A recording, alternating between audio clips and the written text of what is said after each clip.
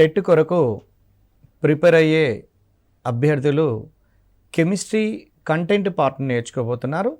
ఈ chemistry content part నుండి సుమారుగా 6 ప్రశ్నల దాకా తప్పకుండా ఇస్తున్నారు. కాబట్టి ప్రతి క్వశ్చన్ కూడా మన డిఎస్సిలో జాబ్ను డిసైడ్ చేస్తుంది. కాబట్టి మనము జాగ్రత్తగా ఫిజిక్స్లో కెమిస్ట్రీలలో 6 మార్కులే కదా అనే భావన లేకుండా అన్ని సబ్జెక్టు లోపల ఉండబడినటువంటి అన్ని మార్కులను అటెంప్ట్ చేయడానికి మనం గట్టి ప్రయత్నం చేసినట్లయితే బెస్ట్ స్కోర్ పొందే అవకాశం ఉంది. ఇప్పుడు matter and its properties and states అంటే ఇక్కడ మనం గమనించాల్సింది పదార్థం యొక్క స్థితులు, దాని యొక్క రూపాల గురించి మనము ఈ క్లాస్లో మనం చూడబోతున్నాము. ఇది 8th 9th క్లాసులలో ఇవ్వటం జరిగినది. ఇక్కడ యాక్చువల్గా కెమిస్ట్రీ యొక్క బేస్ మొత్తం ఇక్కడే ఉంటుంది. కాబట్టి దీన్ని గమనించడానికి ట్రై చేయండి. మొదట్లో పదార్థము అంటే ఏంటి అనేది మనం చూస్తే, పదార్థము చూడండి, పదార్థము అనేది ఇంగ్లీష్లోనైతే దీన్ని మ్యాటర్ అంటాము. మ్యాటర్ అయితే ఈ పదార్థము అంటే ఏదైనా కొంత ద్రవ్యరాశిని కలిగి ఉండి స్థలాన్ని కనుక ఆక్రమించగలిగినట్లయితే దానిని పదార్థము అంటారు. ఉదాహరణకు చెక్క, బల్ల, రాయి ఇలాంటి వాటిని కూడా పదార్థాలు అంటారు. పదార్థం యొక్క స్థితులు, నెక్స్ట్ పదార్థం యొక్క స్థితులు మీ అందరికీ తెలుసు, ఘన, ద్రవ, వాయు స్థితులు. ఘన స్థితి, ద్రవ స్థితి, వాయు స్థితి అంటే సాలిడ్, లిక్విడ్, గ్యాసియస్ స్టేట్. ఇక ఫార్మ్స్ ఆఫ్ మ్యాటర్లో ఇందులో మనము మూలకము గమనించండి. ఫస్ట్ మూలకము, సమ్మేళనము, మూడవది మిశ్రమము. అంటే మిశ్రమము, మూలకాన్ని ఎలిమెంట్ అంటారు, ఎలిమెంట్. సమ్మేళనము కాంపౌండ్, మిశ్రమము మిక్చర్. చూడండి, మిక్చర్ అంటే మూలకము, సమ్మేళనము, మిశ్రమం అనేదేమో పదార్థం యొక్క రూపాలు అంటే ఫార్మ్స్ ఆఫ్ మ్యాటర్. దీని యొక్క స్థితులు ఘన, ద్రవ, వాయు, సాలిడ్, లిక్విడ్, గ్యాస్. మొత్తము మూలకము అంటే ఏంటిది అంటే ఏ పదార్థం అయితే ఒకే రకమైనటువంటి పరమాణువుల చేత నిర్మితమై ఉంటుందో దానిని మూలకము అంటారు. ఉదాహరణకు ఐరన్, కోబాల్ట్, నికెల్, హైడ్రోజన్ ఇవన్నీ మూలకాలు, మనకు తెలిసినటువంటి మూలకాలే. అయితే ఈ మూలకము స్వభావాన్ని బట్టి లోహాలు, అలోహాలు, అర్ధలోహాలని, సమ్మేళనాలు కూడా కర్బన, అకర్బన, స్టాయికియోమెట్రిక్, నాన్ స్టాయికియోమెట్రిక్ సమ్మేళనాలు అని. చూడండి, మూలకంలో మళ్ళీ మనము ఏ విధంగా చేయొచ్చు అంటే ఒకసారి చూడండి, మూలకంను స్వభావాన్ని బట్టి 3 భాగాలుగా, 1 మెటల్స్ అంటే లోహాలు, 2 అలోహాలు, 3 అర్ధలోహాలు. సమ్మేళనంలో అయితే మళ్ళీ ఇందులో 4 భాగాలుగా ఉన్నాయి. కర్బన సమ్మేళనము, అకర్బన సమ్మేళనము, కర్బన అకర్బన సమ్మేళనము, స్టాయికియోమెట్రిక్ సమ్మేళనము, నాన్ స్టాయికియోమెట్రిక్ సమ్మేళనము. చూడండి, కర్బన సమ్మేళనము, అకర్బన, స్టాయికియోమెట్రిక్, నాన్ స్టాయికియోమెట్రిక్ సమ్మేళనం. అయితే మనకు ఈ టెట్ కొరకు ప్రధానంగా చూసినట్లయితే ఈ ఏరియాలో కాకుండా పదార్థం యొక్క స్థితుల మీద ఎక్కువ కాన్సన్ట్రేట్ చేయటం జరిగినది. ఘన పదార్థాలు, ద్రవ పదార్థాలు, వాయు పదార్థాలు, వీటికి సంబంధించినటువంటి అంశాల మీద మనము గమనించాలి. ఇక్కడ ఘన పదార్థాలు చూడండి, ఒక చిన్న డయాగ్రామ్ ద్వారా మనము సులభంగా మనం అర్థం చేసుకోవడానికి అవకాశం ఉంటుంది. ఘన పదార్థంలోనైతే అణువులు లేదా పరమాణువులు, సూక్ష్మమైన కణాలు చాలా దగ్గరగా ఉంటాయి. ద్రవ పదార్థంలోనైతే కాస్త దూరంగా ఉంటాయి. వాయు పదార్థంలోనైతే చూడండి, ఇది ఘనము, ఇది ద్రవము, ఇది వాయువు. Solid, liquid, gas. చూడండి, ఘన పదార్థముల్లో గనక చూసినట్లయితే అణువులన్నీ చాలా దగ్గరగా ఉన్నాయి. ద్రవ పదార్థములో అణువులు కాస్త దూరంగా ఉన్నవి. అదే వాయు పదార్థంలోనైతే చాలా దూరంగా ఉన్నాయి. కాబట్టి ఘన పదార్థాలను ద్రవీభవనంగా మార్చాలి అంటే ఎక్కువ ఉష్ణోగ్రతలు కావాలి. ఎందుకంటే కణాల యొక్క దూరాన్ని పెంచాలి. కాబట్టి గతంలో టెట్లో ఘన పదార్థాలకు సంబంధించినటువంటి ద్రవీభవన ఉష్ణోగ్రతల విషయంలో అడిగాడు. ఎలా అడిగాడంటే క్వశ్చన్ అంటే ఘన పదార్థముల లోపల ఉండబడినటువంటి కణాల మధ్యన అంతర్ ఆకర్షణ బలాలు ఎక్కువ ఉంటాయా తక్కువ ఉంటాయా అంటున్నాడు. కాబట్టి అణువులన్నీ దగ్గరగా ఉన్నవి అంటే అంతర ఆకర్షణ బలాలు చాలా ఎక్కువ అని, అదే ద్రవాలలోనైతే లిక్విడ్స్లోనైతే మధ్యస్థంగాను, వాయువులలోనైతేనేమో చాలా తక్కువగా ఉంటున్నాయి. అంతర ఆకర్షణ బలాలు చాలా తక్కువగా ఉంటాయి. కాబట్టి ఘన పదార్థాలకు నిర్దిష్టమైనటువంటి ఆకృతి ఉంటుంది. ద్రవ పదార్థాలకు నిర్దిష్టమైన ఆకృతి కాకుండా పాత్ర యొక్క ఏ పాత్రలో పోస్తే ఆ పాత్ర యొక్క ఆకృతిని పొందుతాయి. కానీ వాయు పదార్థాలకు నిర్దిష్టమైనటువంటి ఆకృతి అనేది ఉండదు. అయితే ముఖ్యంగా 9th క్లాస్లో ఇవ్వబడినటువంటి సిలబస్ ప్రకారం మీరు గమనించి చూసినట్లయితే దాంట్లో ఘన పదార్థాల గురించి నేర్చుకునేటప్పుడు మీరు గమనించాల్సినటువంటి అంశం ఏంటంటే ఉత్పతనం అనే ఒక పదం ఇచ్చాడండి. దీనికి సంబంధించిన క్వశ్చన్స్ అడుగుతున్నారు. ఉత్పతనము చూడండి, ఉత్పతనములో ఎలా ఉన్నది అంటే అసలు ఉత్పతనము అంటే ఏంటి అనేది ఒకసారి గమనిద్దాం. కొన్ని ముఖ్యమైనటువంటి పదజాలం గురించి చర్చించాలి. దీన్ని సబ్లిమేషన్ అంటారు. చూడండి, సబ్లిమేషన్ ఉత్పతనము. ఏదైనా ఒక పదార్థము ఘన పదార్థం నేరుగా వాయువుగా మారినట్లయితే దాన్ని ఉత్పతన చర్య అంటారు, లేదా ఉత్పతన ప్రక్రియ అంటారు. అంటే సాలిడ్ టు గ్యాస్, దాన్ని ఉత్పతనం అంటారు. అయితే ఉత్పతనము చెందే పదార్థాలు రెండు ఉన్నాయండి. మనం ముఖ్యంగా టెక్స్ట్ బుక్ లోపల ఉండబడినటువంటి అంశాలను బేస్ చేసుకొని టెట్కు ప్రిపేర్ అయినట్లయితే మనకు చాలా ఎక్కువ మేలు జరిగే అవకాశం ఉంటుంది.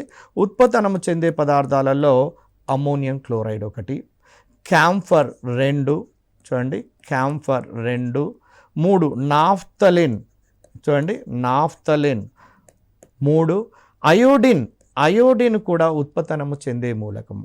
అంటే ఈ 4 పదార్థాలు ఉత్పతనం చెందుతాయండి. మీకు ఉత్పతనం అంటే ఏందో తెలిసింది. నేరుగా ఘన పదార్థాలు వాయువులుగా మారటాన్ని ఉత్పతనము అంటారు.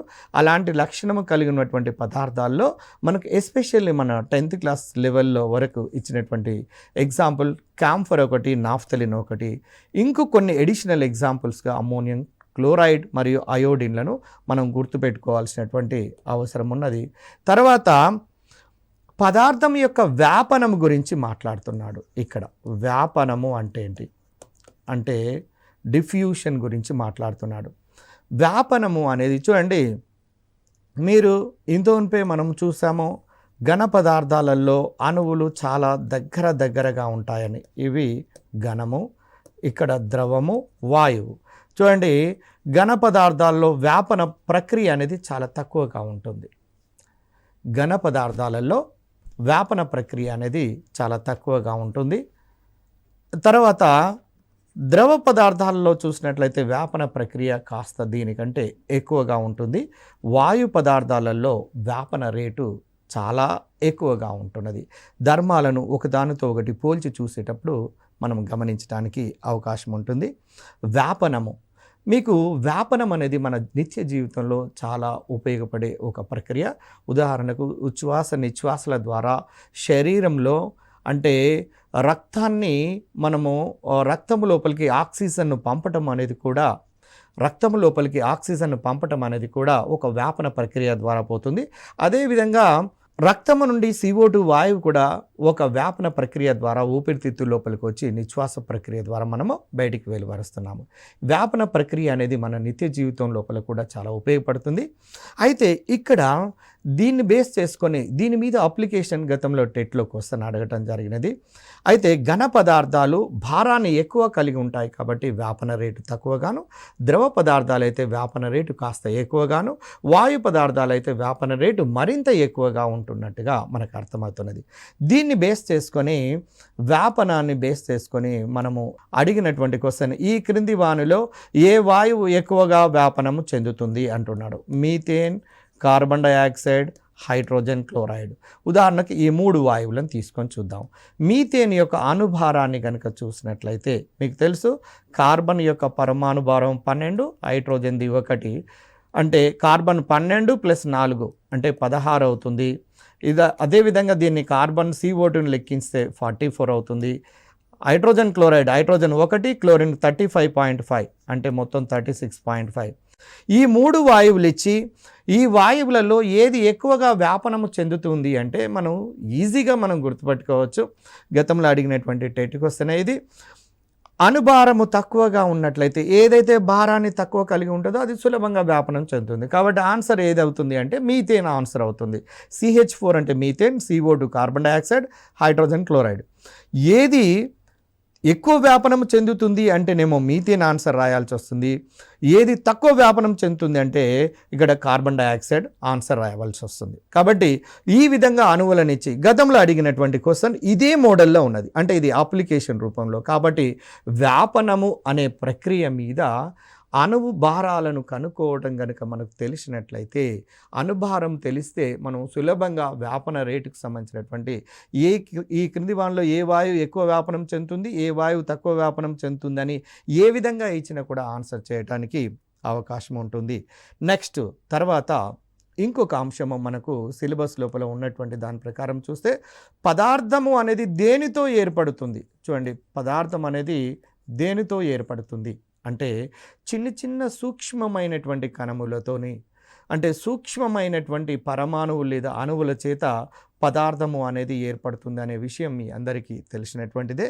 అయితే ఇక్కడ ఉదాహరణకు పదార్థం లోపల ఉండబడినటువంటి కణాల మధ్య కూడా కొంత స్థలాన్ని కలిగి ఉంటున్నాయి. ఘన పదార్థాలను అయితే అతి స్వల్పంగాను, ద్రవ పదార్థాల్లోనైతే కాస్త ఎక్కువ గ్యాప్ను కలిగి ఉంటున్నాయి. వాయు పదార్థాల్లో మరీ ఎక్కువ గ్యాప్ను కలిగి ఉంటున్నట్టుగా మనం గుర్తించవచ్చు. అంటే ఇప్పుడు దీన్ని ఏ విధంగా మనము తెలుసుకోవడానికి అవకాశం ఉంటుంది అంటే, ఒక చిన్న ఎక్స్పెరిమెంట్ ద్వారా మీరు ఏదైనా ఒక పాత్రను తీసుకోండి. ఆ పాత్ర లోపల చూడండి, ఆ పాత్ర లోపల ఒక నిర్దిష్ట పరిమాణం వరకు, ఉదాహరణకు 100 ml వాటర్ను తీసుకుందాం అనుకోండి, ఒక బీకర్ లేదా ఏదైనా ఒక పరికరం లోపల. ఇంకొక పరికరం లోపల కూడా మనం అదే విధంగా ఇంకొక పాత్రను కనుక తీసుకొని దీంట్లో 100 ml వాటర్ను తీసుకొని ఈ 100 ml ఉన్నటువంటి ఇది ఏ పాత్ర అనుకోండి, ఇది బి పాత్ర అనుకుందాము. బి పాత్ర లోపల ఒక చెంచా గనక ఒక స్పూన్ నిండా మనము ఏది సాల్ట్ను తీసుకురండి, అంటే లవణాన్ని కనుక దీంట్లో కరిగించినట్లయితే, అంటే దీంట్లో కరిగించిన తర్వాత ఘనపరిమాణం లోపల మార్పు దీంట్లో కానీ మొదటి దాంట్లో కానీ రెండవ దాంట్లో కానీ రావటం లేదు. అంటే దీని యొక్క ఎత్తు యొక్క మట్టం లోపల పెరుగుదల కనపడటం లేదు. అంటే ఈ అణువుకు మధ్యన గ్యాప్ ఉన్నది కాబట్టి ఆ గ్యాప్ లోపలికే ఈ Na+Cl- ఆయాన్లు చేరుకొని ఈ ఘనపరిమాణం పెరగకుండా చేస్తున్నది. కాబట్టి ఈ ప్రయోగాన్ని బట్టి పదార్థము లోపల ఉండబడినటువంటి కణాల మధ్యన మనకు గ్యాప్ ఉన్నట్టుగా మనకు అర్థమవుతుంది. పదార్థము దేనితో తయారవుతుంది అంటే అతి సూక్ష్మమైనటువంటి కణాల చేత తయారవుతుంది అనేది అర్థమవుతుంది. అతి సూక్ష్మమైనటువంటి కణాలు ఇక్కడ అణువులు లేదా పరమాణువులు కావడానికి అవకాశం ఉంటుంది. తర్వాత నెక్స్ట్ పదార్థ స్థితిని మార్చే అంశాల గురించి మనము చూడవలసినటువంటి అవసరం ఉన్నది. పదార్థ స్థితిని చూడండి, పదార్థం యొక్క స్థితిని మార్చాలి అంటే చూడండి, పదార్థం యొక్క స్థితి అంటే స్టేట్స్ ఆఫ్ మ్యాటర్ అనేది ముఖ్యంగా 2 అంశములపై ఆధారపడి ఉంటుందండి. ఒకటి టెంపరేచర్, 2 ప్రెషర్. టెంపరేచర్, ప్రెషర్ అనే ఈ 2 అంశాలు పదార్థం యొక్క స్థితిని మారుస్తూ ఉంటుంటాయి. ఎలా మారుస్తుంటాయి అనేది ఒక చిన్న ఎగ్జాంపుల్ ద్వారా, ఈ చిన్న డయాగ్రామ్ ద్వారా మనము అర్థం చేసుకోవడానికి ప్రయత్నం చేద్దాము. ఇప్పుడు ఉదాహరణకు మనము గతంలో ఈ డయాగ్రామ్ను మనం చూడటం జరిగింది. ఇది చూడండి, ఘనాలలోనైతే కణాలు చాలా దగ్గరగా ఉంటాయి. అదే ద్రవాలలోనైతే కాస్త దూరంగా ఉంటాయి. అదే వాయువులలోనైతే ఇది సాలిడ్, లిక్విడ్, గ్యాస్ అంటే ఘనము, ద్రవము, వాయువు. చూడండి, అంటే ఇప్పుడు ఉదాహరణకు చిన్న ఎగ్జాంపుల్, ఘనము అంటే ఇది ఐస్గా మనం తీసుకుందాం, ఇది నీరుగా తీసుకుందాము, ఇది నీటి ఆవిరిగా తీసుకుంటే మనకు సులభంగా అర్థం కావడానికి అవకాశం ఉంటుంది. చూడండి ఇక్కడ ఐస్ని కనుక తీసుకొని చూస్తే, అంటే ఐస్ అంటే ఐస్ ముక్కలను మీరు గమనించండి, ఇది సాలిడ్ స్టేట్లో ఉంటుంది. ఫార్ములా H2Oనే, ఇక్కడ H2O ఎక్కడ చూసినా కూడా ఫార్ములా ఒకే విధంగా ఉంటుంది. కానీ ఇప్పుడు ఘన పదార్థాన్ని కనుక వేడి చేసినట్లయితే అది ఏ విధంగా మారుతుంది అంటే ద్రవంగా మారుతుంది. ద్రవ పదార్థాలను వేడి చేసినట్లయితే ఇది వాయువుగా లేదా బాష్పంగా మారుతూ ఉంటుంది. ఒకవేళ చూడండి, ఈ నీటి ఆవిరిని కనుక చల్లార్చినట్లయితే ఏ విధంగా అవుతుంది అంటే నీరు అవుతుంది, అంటే లిక్విడ్ స్టేట్కి వస్తుంది. నీటిని ఇంకా చల్లార్చినట్లయితే, ఉదాహరణకు ఫ్రిడ్జ్ లోపల కనుక పెట్టినట్లయితే అది సాలిడ్ స్టేట్ లోపలికి వస్తుంది. అంటే దీన్ని బట్టి నీకేమర్థం అవుతుంది అంటే, చూడండి ఇక్కడ గమనించండి, ఈ అణువులను గనక దగ్గరకు చేర్చినట్లయితే, ప్రెషర్ ద్వారా అణువులను దగ్గరికి చేరిస్తే ద్రవాలుగా మారుతాయి. ద్రవాల లోపల ఉండబడినటువంటి అణువులను ఇంకా ప్రెషర్ చేసినట్లయితే, ఇంకా ఎక్కువ ఒత్తిడిని కలిగించినట్లయితే ఘనాలుగా మారుతున్నాయి. అంటే ఇది వాయువులు ద్రవాలుగా మారాలంటే ప్రెషర్ని పెంచాలి, ద్రవాలు ఘనములుగా మారాలంటే ప్రెషర్ అంటే పీడనాన్ని పెంచుకుంటూ పోయినట్లయితే వాయువు ద్రవము ఘనంగా మారుతుంటుంది. అదేవిధంగా లో టెంపరేచర్ వద్దనేమో ఘనం ఉంటుంది, అదే టెంపరేచర్ను కనుక పెంచినట్లయితే ద్రవంగా ఉంటుంది, ఇంకా టెంపరేచర్ను కనుక పెంచినట్లయితే వాయువుగా మారుతుంది, అంటే బాష్పంగా మారుతుంది. అంటే ఇప్పుడు దీన్ని బట్టి స్థితిని ప్రభావితం చేసే అంశాలు ఎన్ని అంటే ముఖ్యంగా ప్రధానంగా 2 ప్రధానమైనటువంటి అంశాలు, ఒకటి ఉష్ణోగ్రత, 2 పీడనము అనే అంశాలను మనము గుర్తుంచుకోవాల్సినటువంటి అవసరం ఉన్నది. అదేవిధంగా ఇంకొక పదము మనము నేర్చుకోవాల్సినటువంటి అంశం ఏంటంటే, చూడండి, ద్రవీభవనము, బాష్పీభవనము అనే పదము మనము అర్థం చేసుకోవాలి. అంటే బాష్పీభవనము అంటే ఏంటి? ఏదైనా ఒక ద్రవాన్ని కనుక తీసుకొని దాన్ని నిర్ణీత టెంపరేచర్ వరకు వేడి చేస్తూ పోయినట్లయితే ఒకానొక నిర్దిష్ట ఉష్ణోగ్రత వద్ద అది వాయువుగా మారుతుంది లేదా బాష్పంగా మారుతుంది. ఉదాహరణకు నీరు కనుక తీసుకున్నట్లయితే నీరు 100 డిగ్రీల సెంటీగ్రేడ్ ఉష్ణోగ్రత వద్ద బాష్పంగా మారుతున్నది. కాబట్టి నీటి యొక్క బాష్పీభవన ఉష్ణోగ్రత ఎంత అంటే 100 డిగ్రీల సెంటీగ్రేడ్. ఒక్కొక్క పదార్థానికి ఒక్కొక్క నిర్దిష్టమైనటువంటి బాష్పీభవన ఉష్ణోగ్రతలు ఉంటాయి. అదేవిధంగా బాష్పీభవనము అంటే ఏంది? ద్రవము వాయువుగా మారటాన్ని బాష్పీభవనము అంటారు. దీన్ని వేపరైజేషన్ అంటారు, వేపరైజేషన్. ఇక రెండవది చూడండి, బాష్పీభవన ఉష్ణోగ్రత, ద్రవీభవన ఉష్ణోగ్రత. ఉదాహరణకు ఘన పదార్థాన్ని ఏదైనా తీసుకోండి, దాన్ని ఒక నిర్దిష్టమైన ఉష్ణోగ్రత కనుక వేడి చేసినట్లయితే ఘనము అనేది ద్రవంగా మారుతూ ఉంటుంది. ఘనము ఏ ఉష్ణోగ్రత వద్దనైతే ద్రవంగా మారుతూ ఉంటుందో ఆ ఉష్ణోగ్రతను ద్రవీభవన ఉష్ణోగ్రత అంటారు. చూడండి, అంటే పదార్థాలకు ద్రవీభవన, బాష్పీభవన ఉష్ణోగ్రతలు ఉంటాయి అనేవి వాటి యొక్క ధర్మాలలో ముఖ్యమైనటువంటివి. అదేవిధంగా గుప్తోష్ణము అనే పదం గురించి కూడా మనము తెలుసుకోవాల్సినటువంటి అవసరం ఉన్నది. గుప్తోష్ణము అంటే ఏంటంటే, చూడండి, గుప్తోష్ణము ఈ గుప్తోష్ణంలో మీరు గుప్తోష్ణం అనే పదాన్ని మీరు ఫస్ట్ గమనించండి. గుప్తోష్ణాన్ని కనుక గమనించినట్లయితే ఏదైనా పదార్థాన్ని, ఘన పదార్థాన్ని మనము వేడి చేసినట్లయితే కణాల మధ్య దూరము పెరిగి కొంత ఉష్ణరాశిని గ్రహించి కణాల మధ్య దూరము పెరిగి ద్రవంగా మారుతుంది. అంటే గుప్తోష్ణం అనేది 1 కేజీ ఘన పదార్థాన్ని తీసుకొని దాన్ని గనుక వేడి చేసినట్లయితే కొంత ఉష్ణరాశిని గ్రహించి అది ద్రవంగా మారుతుంది. దానికి అంటే ఘనము 1 కేజీ పదార్థము ద్రవంగా మారటానికి కావలసిన ఉష్ణాన్ని గుప్తోష్ణము అంటారు.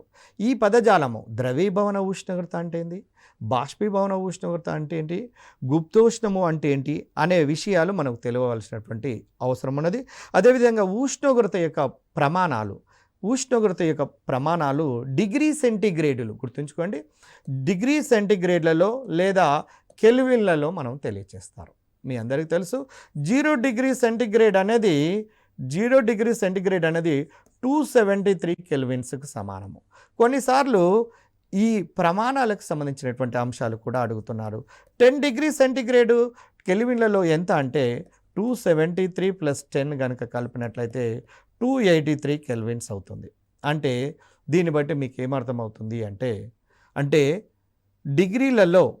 డిగ్రీ సెంటీగ్రేడ్లలో ఇచ్చినట్లయితే కెల్విన్ లోపలికి మార్చుకోవచ్చు, కెల్విన్లలో ఇచ్చినట్లయితే డిగ్రీ సెంటీగ్రేడ్ లోపలికి మార్చుకోవడానికి అవకాశం ఉంటుంది.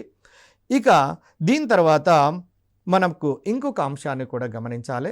ఈ 9th క్లాస్లో ఉండబడినటువంటి సిలబస్లో ఈ పదార్థం అనే చాప్టర్లో ఇగురుట అనే ప్రక్రియ గురించి కూడా మనము చూడవలసినటువంటి అవసరం ఉన్నది.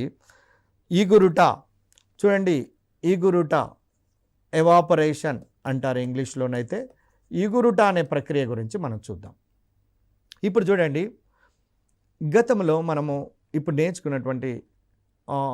నేర్చుకున్నటువంటి అంశాలలో మీరు బాష్పీభవన ఉష్ణోగ్రత అంటే ద్రవాన్ని వేడి చేస్తే ఒక నిర్ణీతమైన ఉష్ణోగ్రత వద్ద మాత్రమే అది ఎలా మారుతుంది అంటే బాష్పంగా మారుతుంది. కానీ కొన్ని నదులలో, సముద్రాలలో, కొలనులలో మీరు నీటిని తీసుకొని చూడండి.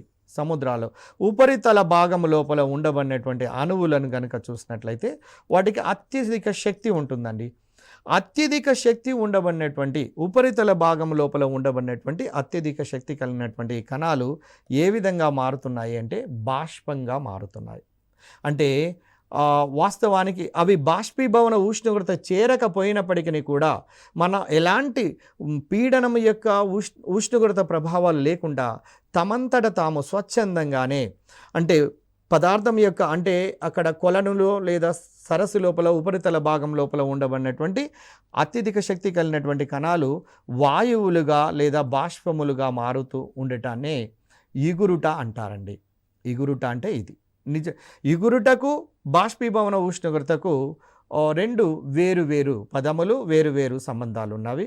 అయితే ఆ తర్వాత మీరు ఇంకొక దాన్ని ఇగురుట అనేది ముఖ్యంగా 3 అంశముల మీద ప్రభావితం చేస్తుంది. దీనికి సంబంధించిన క్వశ్చన్ అడగడానికి అవకాశం ఉంది.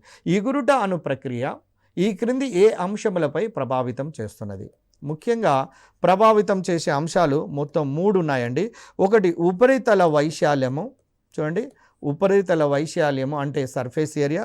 నెంబర్ 2 గాలి యొక్క వేగము, గాలి వేగము ఇది రెండవది. మూడవది ఆర్ద్రత, చూడండి ఆర్ద్రత. ఈ 3 అంశముల మీద ఆధారపడి ఉంటుంది.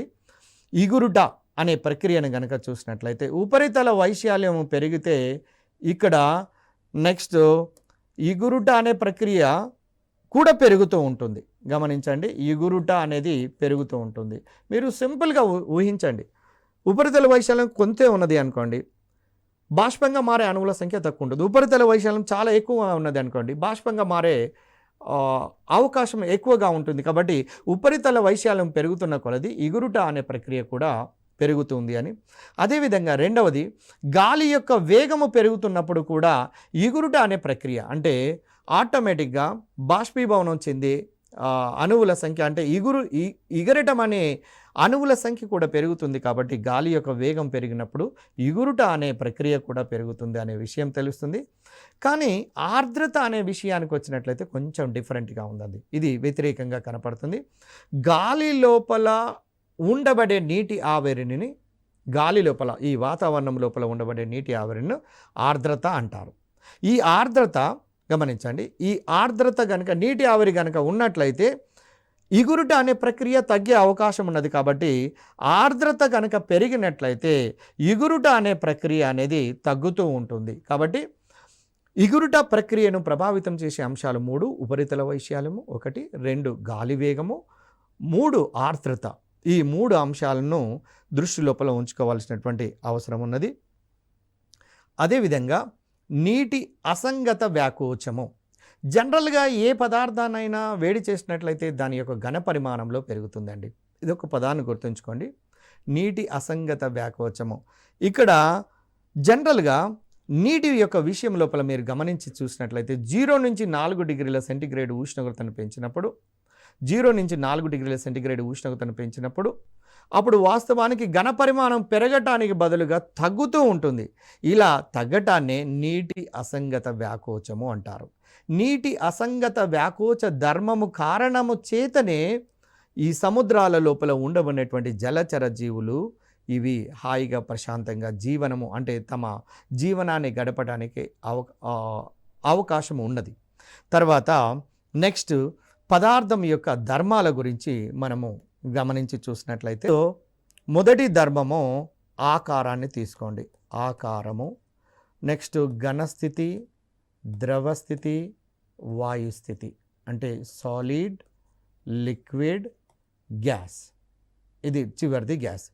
ఆకారము, రెండవది ఘన పరిమాణము, మూడవది సంపీడ్యత, నాలుగవది వ్యాపనము. మీరు డయాగ్రామ్ను బేస్ చేసుకున్నట్లయితే మీరు ఈజీగా ఘన పదార్థాలు నిర్ణీతమైనటువంటి ఆకారం ఉంటుంది. నిర్ణీతమైనటువంటి ఆకారము అనేది కనపడుతుంది. ద్రవాలకు నిర్ణీతమైన ఆకారం కాకుండా పాత్ర ఆకారాన్ని కలిగి ఉంటుంది. మీ అందరికీ తెలుసు, దీనికి నిర్ణీతమైనటువంటి ఆకారము అనేది లేదు. వాయువులకు నిర్ణీతమైనటువంటి ఆకారం లేదు. ఇక్కడ గమనించండి, ఘనాలు, ద్రవాలు, వాయువులలో ఆకారము అనే ధర్మాన్ని కనుక తీసుకున్నట్లయితే ఘన పదార్థాలకు ఏదైనా ఒక ఘన పదార్థాన్ని తీసుకుంటే నిర్ణీతమైనటువంటి ఆకారం కనపడుతుంది. ద్రవాలలో నువ్వు ఏ పాత్ర లోపలికి, ఉదాహరణకు బాటిల్ని తీసుకుంటే బాటిల్లో నీటిని పోసిన అనుకోండి, బాటిల్ ఆకృతి, ఇంకో దాంట్లో తీసుకుంటే ఆ ఆకృతిని కలిగి ఉంటుంది. ఇక ఘన పరిమాణము విషయం లోపల ఉన్నట్లయితే ఇది నిర్దిష్టంగా ఉంటుంది. ఘన పదార్థము ఘనాల లోపల నిర్దిష్టంగా ఉంటుంది. ఇది కూడా నిర్దిష్టంగా ఉంటుంది, కానీ ఈ వాయువులలో నిర్దిష్టంగా ఉండదు. ఇక సంపీడ్యతను గురించి కనుక చూసినట్లయితే మీకు ఆ డయాగ్రామ్ను గమనించండి. ఘనాలలో అణువులు దగ్గరగా ఉంటాయి, వాయువులలో అణువులు మధ్యస్థంగా ఉంటాయి, ద్రవాలలో అణువులు మధ్యస్థంగా ఉంటాయి, వాయువులలోనైతే అణువులు చాలా దూరంగా ఉంటాయి. కాబట్టి సంపీడ్యత అంటే వాటిని అణువులను దగ్గరికి చేసే గుణము వాయువులలో చాలా ఎక్కువగా ఉంటుందండి. సంపీడ్యత అనేది చాలా ఎక్కువగా ఉంటుంది. అదే ద్రవాలలోనైతే మధ్యస్థంగా ఉంటుంది, అదే ఘనాలలోనైతే చాలా తక్కువగా ఉంటుంది. అంటే సంపీడ్యత అనే ధర్మాన్ని కనుక రేపు టెట్ లోపల అడగడానికి అవకాశం ఉంటుంది. ఈ క్రింది ఏ పదార్థాల్లో సంపీడ్యత తక్కువగా ఉంటుంది అంటే ఘన పదార్థాల్లో సంపీడ్యత తక్కువగా ఉంటుంది. ఏ పదార్థాల్లో సంపీడ్యత ఎక్కువగా ఉంటుంది అంటే వాయు పదార్థాల్లో సంపీడ్యత ఎక్కువగా ఉంటుంది. అదేవిధంగా వ్యాపనము చూడండి, డిఫ్యూషన్ కనుక తీసుకొని చూసినట్లయితే అన్నీ కూడా ఘనాలు, ద్రవాలు, వాయువులు మూడు కూడా వ్యాపనము చెందినప్పటికీ కూడా ఘన పదార్థాల లోపల అణువుల మధ్యన ఆకర్షణ బలాలు చాలా ఎక్కువగా ఉంటాయి. కాబట్టి వ్యాపన రేటు లేదా వ్యాపనము అనేది తక్కువగా ఉంటుంది. ఇక్కడ ద్రవ పదార్థాల్లోనైతే మధ్యస్థంగా ఉంటున్నవి, అదే వాయువులలోనైతే చాలా ఎక్కువగా ఉంటున్నది. ముఖ్యంగా 9th క్లాస్ లోపల ఇవ్వబడినటువంటి సిలబస్ లోపల మీకు ఈ 4 ప్రధానమైనటువంటి ధర్మాలను బేస్ చేసుకొని క్వశ్చన్ అడిగే అవకాశం ఉన్నది. కాబట్టి ఆకారము, ఘన పరిమాణము, సంపీడ్యత, వ్యాపనము. ఇందులో ఘన పదార్థాల్లో నిర్ణీతమైనటువంటి ఆకృతి అనేది ఉంటుంది. అదే ద్రవాలకైతేనో పాత్ర యొక్క ఆకృతిని పొందుతుంది. వాయువులకు నిర్ణీతమైనటువంటి ఆకారం అనేది కనిపించటం లేదు. అదే ఘన పరిమాణము నిర్దిష్టంగా ఉంటుంది, ఇది నిర్దిష్టం అనేది ఉండదు. సంపీడ్యత చూసినట్లయితే అంటే ఇప్పుడు వాయువులలో సంపీడ్యత అంటే చూడండి, అణువులను దగ్గరికి చేర్చే గుణాన్ని గమనించవచ్చు. అయితే వాయువులలో చాలా ఎక్కువగా ఉంటుంది, ద్రవాల్లో మధ్యస్థంగా ఉంటుంది, ఘనాల్లో తక్కువగా ఉంటుంది. అదే వ్యాపనం విషయం లోపల కనుక తీసుకొని చూసినట్లయితే వ్యాపనము చెందే గుణము మీరు చూడండి, వ్యాపనము చెందే గుణము ద్రవాలలో మధ్యస్థంగా ఉంటే వాయువులలో చాలా ఎక్కువగా ఉంటుంది. ఇప్పుడు వ్యాపన రేటు యొక్క క్రమం ఈ క్రింది వాళ్ళలో వరుస క్రమంలో ఉంటుంది అని ఘనాలు, ద్రవాలు, వాయువుల మీద క్వశ్చన్ అడగటాన్ని, అదేవిధంగా సంపీడ్యత, ఘన పరిమాణం విషయం లోపల కూడా అడగవచ్చు. అదే ఇక్కడ ఒక చిన్న ప్రయోగం ద్వారా మనము ఒక విషయాన్ని గమనించవచ్చు. అది ఏంటంటే చూడండి, ఇప్పుడు ద్రవ పదార్థాలు కూడా వ్యాపనం చెందుతున్నవి అని మనము చెప్పటానికి ద్రవ పదార్థాలు కూడా వ్యాపనము చెందుతున్నవి అని మనము ఏదైనా ఒక పాత్రను తీసుకొని చూద్దాం. ఏదైనా ఒక పాత్రను తీసుకొని చూసి దాంట్లో ఉదాహరణకు ఒక 100 ml మీరు నీటిని కనుక తీసుకొని చూడండి, 100 ml. దీని లోపలికి మీరు KMnO4 పొటాషియం పర్మాంగనేట్ను కనుక మీరు 100 ml నీటి లోపలికి ఒక స్ఫటికాన్ని కలిపి చూడండి. కలిపి చూసినట్లయితే వెంటనే ఆ 100 ml సొల్యూషన్ కూడా పూర్తిగా నీకు పింక్ రంగు లోపలికి మారుతూ ఉంటుంది. అంటే దీన్ని బట్టి నీకు ఏమర్థం అవుతున్నది అంటే ఇక్కడ నీటి అణువుల మధ్యన కూడా వ్యాపనము చెందే గుణం ఉన్నది అనేది ఈ ప్రయోగం ద్వారా మనకు అర్థమవుతున్నది. కాబట్టి ఇప్పుడు పదార్థం యొక్క ధర్మాలు, పదార్థం యొక్క స్థితులు, దానికి సంబంధించినటువంటి అంశాల మీద ఎన్నో సందర్భాల్లో టెట్ లోపల క్వశ్చన్స్ అడిగారు. కాబట్టి మీరు తప్పకుండా ఈ పదార్థం యొక్క స్థితుల మీద, ఈ ధర్మాల మీద అవగాహన కలిగి ఉండాలి. తర్వాత ఈ క్లాస్ విన్న తర్వాత మీరు నోట్స్ను మీరు నీట్గా తయారు చేసుకున్నట్లయితే తప్పకుండా ఈ టెట్ ఎగ్జామినేషన్ లోపల ది బెస్ట్ స్కోరు సాధిస్తారని నమ్ముతున్నాను. Thank you.